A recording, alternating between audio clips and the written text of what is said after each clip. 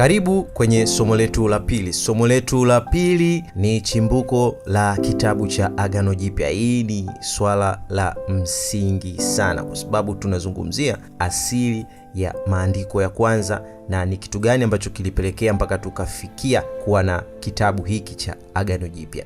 Lakini cha msingi kabisa ni kwamba kama wewe haujafuatilia somo letu la kwanza ambalo lilikuwa linahusiana na asili ya Ukristo, ni vizuri pia ukazingatia somo hilo kwa sababu masomo haya mawili ndio msingi wa kila kitu kabla ya kuanza na elimu ambayo tunataka kuizungumza kiundani sana. Kwa hiyo tunaweza tukasema hii ni level ya kwanza ya kuwa Mkristo, kwamba ni lazima ujue chimbuko la Ukristo. Ni kitu gani ambacho kilianzisha Ukristo na ni kitu gani ambacho kilipelekea tukawa hapa tulipo. Lakini pia cha muhimu kabisa ni kitu gani ambacho kilitengeneza matabaka mpaka hivi sasa tukawa na makanisa zaidi ya 4,500 na kadhaa, na makanisa yote yanajiita ni Wakristo. Kuna tofauti gani na kuna kitu gani ambacho kinaweza kikakutofautisha wewe na Wakristo wengine au kanisa moja na kanisa jingine? Basi lazima ufuatilie somo hilo la kwanza ambalo linahusiana na asili ya Ukristo. Lakini leo tunaanza somo letu la pili. Somo la pili ambalo linazungumzia chimbuko la kitabu cha Agano Jipya. Maandiko ambayo yapo katika kitabu cha Agano Jipya ndio msingi wa Ukristo,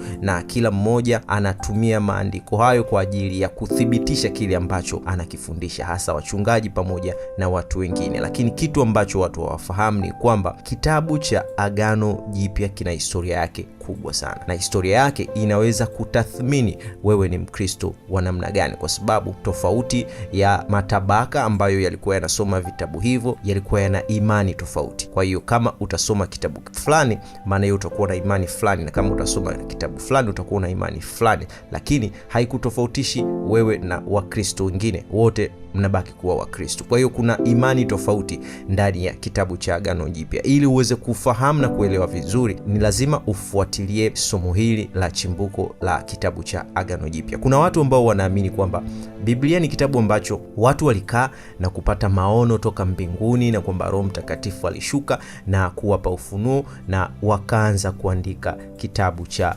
Agano Jipya. Kuna baadhi ya watu wengine ambao wanaamini kwamba wale mitume 12 baada ya kushukiwa na Roho Mtakatifu, baadaye waliweza kukaa kwa pamoja na kuamua kuandika kitabu ambacho ndicho kikaja kuwa Agano Jipya. Kwa hiyo kuna baadhi ya watu wanaamini kwamba kitabu cha Agano Jipya ni maandiko matakatifu ambayo yametoka mbinguni na hayatakiwi kabisa kubadilishwa, kuguswa wala kuhojiwa kwa namna yoyote. Lakini sio kwamba Wakristo wote wanaamini hivyo, ila ni kanisa la Kiprotestant ndio wanaamini kwamba maandiko ya Biblia ni maandiko matakatifu ambayo hayatakiwi kupingwa, kujadiliwa wala kuhojiwa, kwa sababu yametoka kwa Mungu moja kwa moja. Biblia hiyo ya Kiprotestant ambayo inapatikana kwa urahisi hivi sasa kuliko Biblia nyingine ni Biblia ambayo ilipatikana mwaka 1500 chini ya kiongozi wao ambaye anafahamika kama Martin Luther baada ya kujitenga na Roma. Kwa hiyo kitendo hicho kilifanya Biblia hiyo iweze kupatikana na kuondoa baadhi ya vitabu, ikiwa na maana kwamba kuna baadhi ya vitabu ambavyo vipo katika Biblia ambayo iko katika kanisa la Roma, ambayo inatumiwa na kanisa la Roma. Vitabu hivyo havipatikani katika Biblia hii ya Kipentekoste ambayo iko chini ya Martin Luther, ikiwa na maana kwamba maandiko haya yalikuwa yakibadilishwa na yakiboreshwa kutokana na mazingira pamoja na mabadiliko ya kipindi ambacho Biblia hiyo ilikuwa inabadilishwa. Kwa Pentekoste ni kitu ambacho nimeona nikizungumzia vizuri, kwa sababu kwa hivi sasa Pentekoste ni kama ndio inatambulisha Ukristo kwa namna moja au nyingine. Lakini pia kubwa zaidi ni kwamba kanisa hili lilianzishwa nchini Marekani. Kwa hiyo tusichanganye mtazamo wa Pentekoste, ikiwa na maana kwamba kuna baadhi ya watu wanaamini kwamba Pentekoste ilianzishwa siku ambayo Roho Mtakatifu aliwashukia mitume 12. Hapana, Pentekoste ilianzishwa baadaye sana, lakini mtazamo au idea ya siku ya Pentekoste ni kitu ambacho waliamua kukichukua na kukifanya sehemu ya msingi wa kanisa hilo. Kuna tofauti kubwa sana kati ya kitabu cha Agano la Kale au Tora pamoja na kitabu cha Agano Jipya. Tora tunaweza tukaisema ni spiritual book au kitabu cha kiroho. Watu wengine wanasema ni kitabu cha sheria. Lakini Agano Jipya tunaweza tukasema ni kitabu kama kitabu cha Injili au kitabu cha hekima, au tunaweza tukasema wisdom book.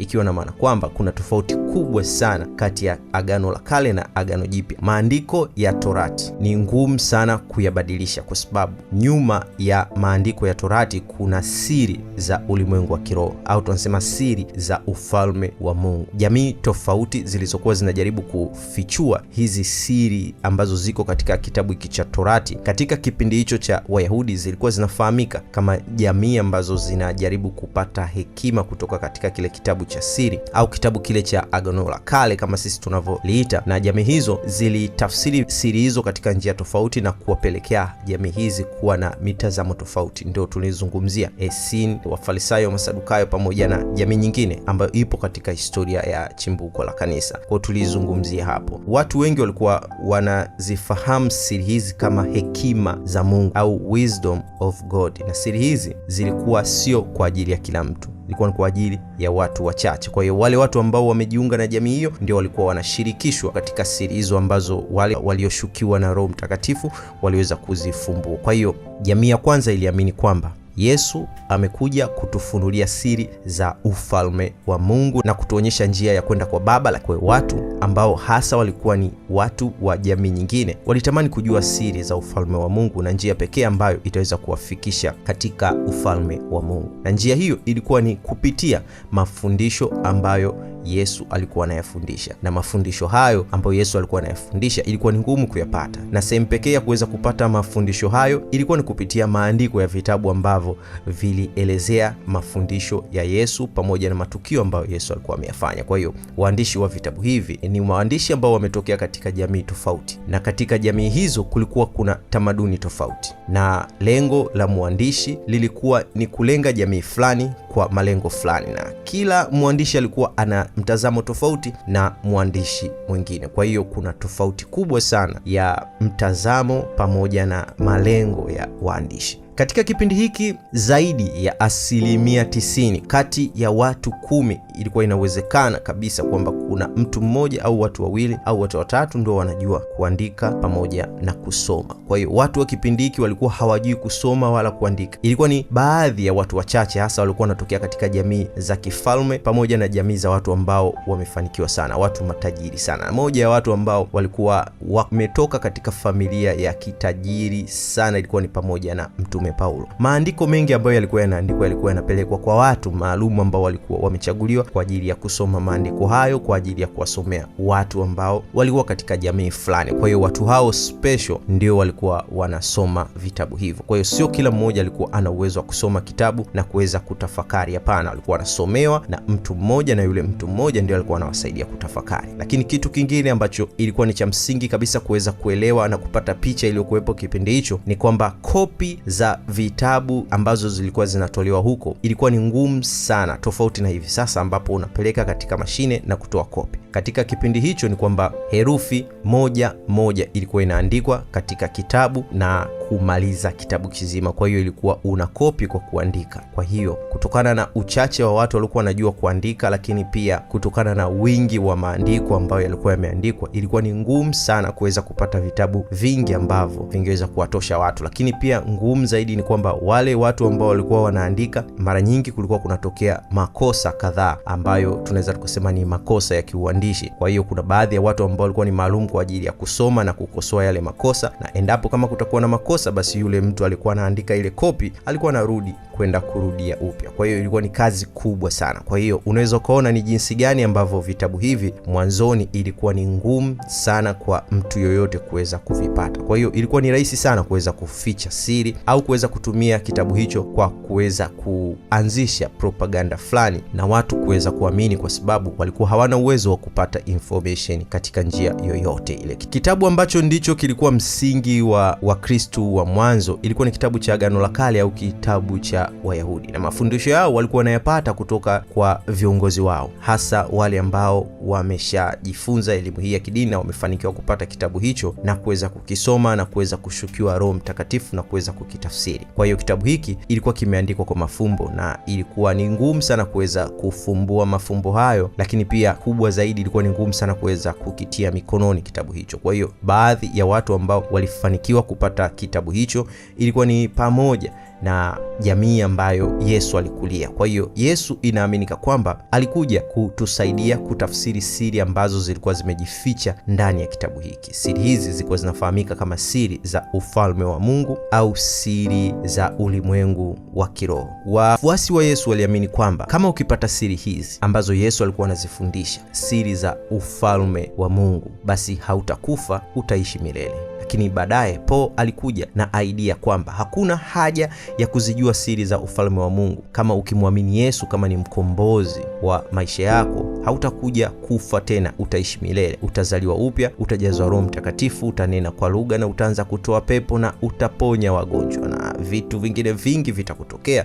lakini mwisho wa siku Yesu atakaporudi atakuchukua. Kwa hiyo idea hii ni idea ambayo Yesu hakuifundisha, ila Paul alisema kwamba Yesu baada ya kukataliwa na Wayahudi aliweza kumtokea baadaye yeye na kumfundisha injili mpya. Kwa hiyo injili hii mpya ambayo Yesu alimfundisha ilikuwa ni kwa ajili ya wapagani. Kwa hiyo ili injili hii mpya iweze kuleta maana, kuna mambo mengi sana ambayo yaliibuka, ambayo mpaka hivi sasa yanaibua maswali mengi sana. Kwa hiyo watumishi wengi ambao wanatumia injili hii wanashindwa kuonyesha nguvu ambazo wanatakiwa kuzionyesha, na ndiyo chanzo cha watumishi wengi kuanza kufanya maigizo pamoja na matukio mengi ambayo yamekuwa yakiwashangaza watu hivi sasa. Kwa hiyo nadhani msingi wa watumishi hawa, nadhani unaweza ukauona ulitokea wapi. Kwa hiyo lengo kubwa la Yesu kwa watu wake pamoja na movement yake ilikuwa ni kuwafundisha Wakristo siri za ufalme wa mbingu, na sehemu pekee ya kuweza kupata siri hizi ambazo alikuwa anazieleza ilikuwa ni kupitia vitabu ambavyo viliandikwa katika kipindi hicho. Kwa hiyo Wakristo wa mwanzo walitamani kujua siri hizo ili kuweza kuwa kama Yesu. Vitabu ambavyo vimeandikwa vingi vilikuwa vinasimulia mafundisho ya Yesu, lakini pia vilikuwa vinasimulia maisha ambayo Yesu aliyaishi, kwa sababu lengo la Wakristo wa kipindi hicho ilikuwa ni kujifunza ile kweli ambayo Yesu alikuwa nayo, lakini pia kuyaishi maisha ambayo Yesu alikuwa anayaishi. Kitu hicho ndicho kilikuwa kipaumbele cha Wakristo wa kwanza. Kwa hiyo katika kipindi hicho, sehemu ya kuweza kupata mafundisho ya Yesu pamoja na kujifunza maisha ya Yesu ilikuwa ni katika vitabu ambavyo hivi sasa tunavifahamu kama vitabu vya Agano Jipya. Lakini kuna vitabu vingi ambavyo vilikuwepo katika kipindi hicho, na ndicho kitu ambacho tunataka kukizungumzia siku ya leo. Kwa hiyo kulikuwa kuna maandiko mengi sana kabla ya maandiko ambayo yalichaguliwa na kuwa maandiko maalum kwa ajili ya kitabu cha Agano Jipya. Vitabu vilikuwa vingi sana katika kipindi hicho, lakini vitabu hivi tunaweza tukavisummarize katika makundi 6, kwa sababu kuna aina ya vitabu ambavyo vilikuwa vinazungumzia matendo ambayo yalifanywa na mitume wa kipindi hicho. Tunaweza tukasema matendo ya mitume wa kwanza. Lakini pia kuna vitabu ambavyo vilikuwa vinazungumzia maagizo ambayo yametolewa na kanisa. Lakini pia kuna vitabu ambavyo vilikuwa vinazungumzia utetezi wa Wakristo dhidi ya wale ambao walikuwa wanaishutumu jamii ya Wakristo. Lakini pia kuna vitabu ambavyo vilikuwa vinaelezea historia ya mashahidi wa Kristo ambao walikufa kwa sababu ya dini. Lakini pia kuna vitabu ambavyo vilikuwa vinapinga uzushi au vinapinga wale watu ambao walikuwa wanatangaza imani ya Ukristo ambayo wao waliamini kwamba ni imani ambayo wameipokea katika njia tofauti. Kwa hiyo vitabu ambavyo tunaweza tukasema ni matendo ya mitume ilikuwa ni vitabu ambavyo vilikuwa vinaelezea maisha ya Yesu, kufa, kufufuka, pamoja na safari ya mitume ile kuanza kufundisha mpaka kuendelea. Kwa hiyo kwa hivi sasa tunafahamu kwamba kitabu ambacho kinazungumzia historia ya mitume pamoja na safari ya kanisa la kwanza ni kitabu cha Matendo ya Mitume. Lakini kulikuwa kuna vitabu vingine ambavyo navyo pia vilikuwa vinazungumzia na venyewe vilikuwa vinafahamika kama Matendo ya Mitume, kwa sababu kuna kitabu ambacho kinaitwa Matendo ya Paul au Act of Paul, lakini pia kuna kitabu kinaitwa Act of Peter ambao kinazungumzia maisha ya Petro, lakini pia kuna kitabu kingine kinaitwa Matendo ya Thomas au Act of Thomas, na vitabu vingine ambavyo pia navyo vilikuwa vinazungumzia matendo au maisha au safari ya mitume fulani wa Yesu. Lakini kitabu ambacho kilifanikiwa kupita na kuingia katika kitabu cha Agano Jipya ilikuwa ni kitabu cha Matendo ya Mitume, ambayo ndani yake kwa unazungumza historia ya mitume pamoja na historia ya mtume Paulo. Lakini pia kuna vitabu ambavyo vilikuwa vinazungumzia hukumu ya mwisho. Mtume Paulo alikuwa anawafundisha wafuasi wake kwamba Yesu atarudi kutoka mbinguni na kuja kutoa hukumu siku ya mwisho, lakini pia atakuja kuingilia kati huu utawala wa kiovu na kusimika utawala wa kiungu. Lakini katika utawala huo yeye ndio atakuwa mfalme mfalme ambaye atatawala dunia nzima. Baadhi ya waandishi wa Kikristo walianza kutoa unabii kwa nini ambacho kitatokea siku hiyo ya mwisho, na kuna baadhi ya vitabu vya Kiyahudi ambavyo vilikuwa vinazungumzia siku ya mwisho itakuwaje, kama kitabu cha Daniel pamoja na kitabu cha Enoch, ambapo kipindi hiki vilikuwa ni vitabu maarufu sana katika jamii ya Wakristo. Lakini pia kuna vitabu vya Wakristo ambavyo vilikuwa vinazungumzia hukumu ya mwisho jinsi itakavyotokea, na moja ya vitabu ni pamoja na Apocalypse of John, Apocalypse of Peter au Shepherd of Hermas pamoja na vitabu vingine. Lakini kitabu ambacho kilifanikiwa kupenya katika kitabu cha Agano Jipya ni Apocalypse of John, ambao hivi sasa tunafahamu kama Ufunuo wa Yohana. Lakini pia kuna vitabu ambavyo vilikuwa vinafahamika kama ni maagizo ya kanisa, kwa sababu jamii ya Wakristo wa kwanza iliweza kuongezeka sana katika kipindi hiki, na inaaminika kwamba jamii ya Mtume Paulo ndo jamii ambayo ilitengeneza wafuasi wengi sana, lakini waliamini kwamba mwisho wa dunia unakaribia. Kwa hiyo walikuwa wanajiandaa kurudi kwa Yesu. Lakini kadri muda ulivyokuwa unazidi, idea ya mwisho wa dunia ilianza kufifia, na kanisa lilianza kujikita kwenye kusimika mizizi katika makanisa hayo. Kwa hiyo katika kipindi hiki walianza kuchagua viongozi, wakaanza kugawa majukumu pamoja na vitu vingine, ili kanisa liweze kuwa kanisa ambalo linatambulika vizuri na lina misingi ambayo inaeleweka. Walianza kutengeneza sheria za kanisa ambazo zilitengeneza mifumo mizuri ya kuweza kuishi kwa pamoja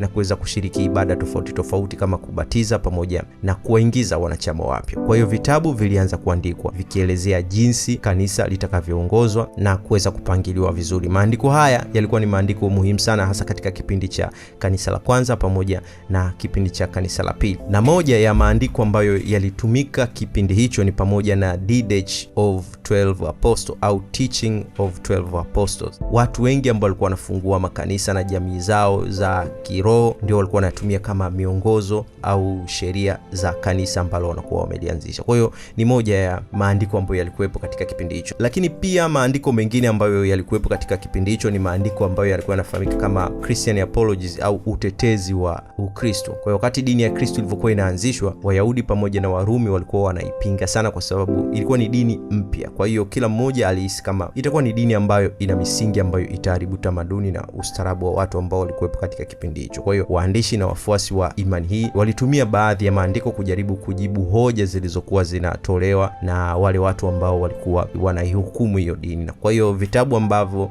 vilikuwa vinajikita katika kutetea Ukristo ni pamoja na barua za Mtume Paulo. Kwa hiyo vitabu vingi ambavyo vilikuwa vinatetea Ukristo vilifanikiwa kuingia katika hii kitabu cha Agano Jipya. Lakini kitabu kingine ambacho kilivuma sana kipindi hicho ni pamoja na Mashahidi wa Kristo, ikiwa na maana kwamba kuna baadhi ya vitabu ambavyo vilikuwa vinazungumzia historia za watu maarufu ambao walikufa kwa ajili ya kuitetea dini. Kwa hiyo moja ya kitabu ambacho kilivuma sana kipindi hiki cha karne ya kwanza na karne ya pili ilikuwa ni pamoja na kitabu ambacho kinafahamika kama Martyrdom of Polycarp. Huyu alikuwa ni kiongozi wa Kikristo ambaye alisimamia kanisa la huko Asia Minor miaka yote ya msimu wa karne ya kwanza mpaka karne ya pili. Na kitabu hiki kilikuwa maarufu kwa sababu ndani ya kitabu hiki kulikuwa kuna mafundisho ya kuwafundisha watu jinsi ya kuweza kukabiliana na mateso pamoja na vifo ambavyo vilikuwa vinapatikana kipindi hicho. Na kitabu kingine ambacho nacho pia kilikuwa kinazungumzia mateso ambayo Wakristo walikuwa wanayapata ilikuwa ni pamoja na kitabu ambacho kinafahamika kama Polycarp's Death.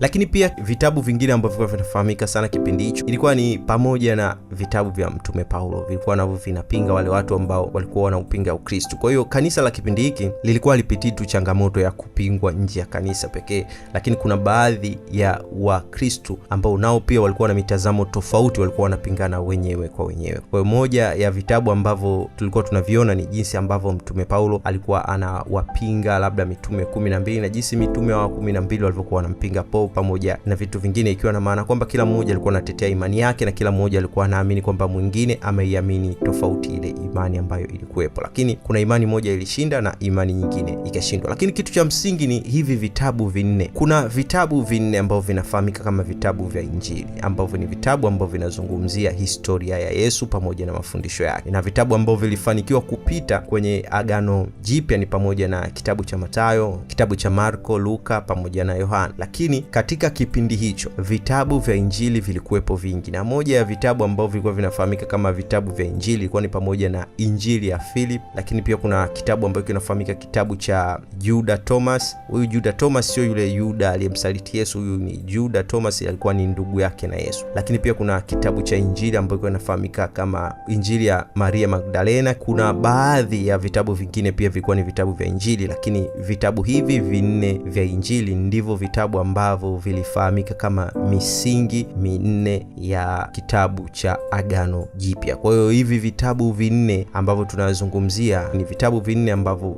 vilikuwa vinatumika katika jamii nne tofauti ambazo zilikuwa zina mitazamo minne tofauti. Kwa hiyo ni nini ambacho kilitokea baada ya hapa mpaka kipindi hiki? Ni kwamba vitabu hivi vilikuwa sio kama sehemu ya Biblia, ilikuwa ni vitabu viko tofauti ambavyo vilikuwa havijaunganishwa pamoja. Lakini kuna kitu ambacho kilitokea hapo katikati na kupelekea vitabu hivi kuanza kuunganishwa pamoja na vitabu vingine kuondolewa. Ni kitu gani ambacho kilipelekea mpaka vitabu vikaunganishwa pamoja na kuitwa Agano Jipya, na ni kitu gani ambacho kiliibuka wakati wa kuchagua kitabu kipi bora na kitabu kipi sio bora? Basi endelea kufuatilia sehemu ya pili ya mafundisho haya.